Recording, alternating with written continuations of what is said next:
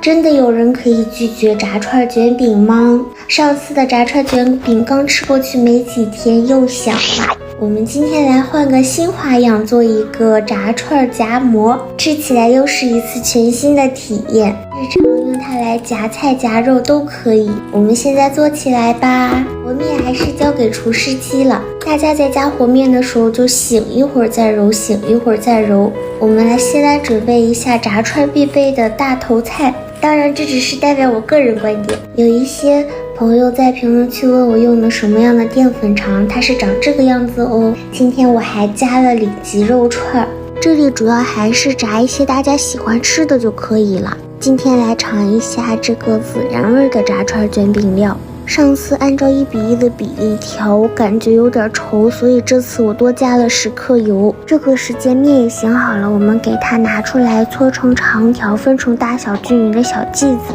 這裡我一共是分了4個，我打算中間給它剪開，擀成你們喜歡的形狀就可以。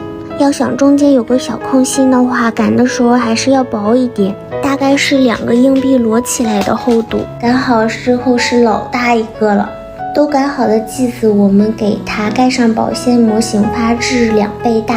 看一下體積明顯變大了，並且按壓迅速有回彈，這個時候就可以進鍋烙了。不用噴油，如果大家在家是用平底鍋做的話，記得要蓋蓋子。中間翻一次面，大概一面烙2分鐘就熟了，全程用最小火哦。餅烙好之後，我們就可以開始炸啦。一般我都是先炸這種體積比較大的，大家根據自己的喜好來調整。再來炸一下火鍋丸子。火鍋丸子炸至體積明顯增大並且飄起來就可以盛出來嘍。最後我們再來炸一下蔬菜。炸金針菇的時候，我一直在感覺他說救命啊救命啊救命啊，不好意思各位。最後再下入大頭菜，給它炸至蔫巴的狀態就可以了。用勺子給它壓壓油。炸的時候真的滿屋飄香。都炸好之後，我們把棍兒取下來，然後給它剪成小塊。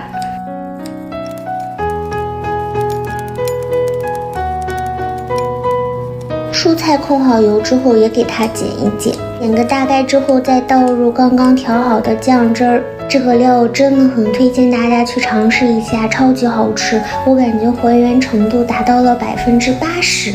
接下來就是我們最喜歡的組裝環節嘍。因為餅擀的比較薄，打開之後基本上都是大空心兒。平時我們可以在家捲一點煎蛋呀、火腿腸、生菜，或者是土豆絲、合菜，這種都可以的，特別方便，尤其是有小寶寶的家庭。都來學做這一款餅吧。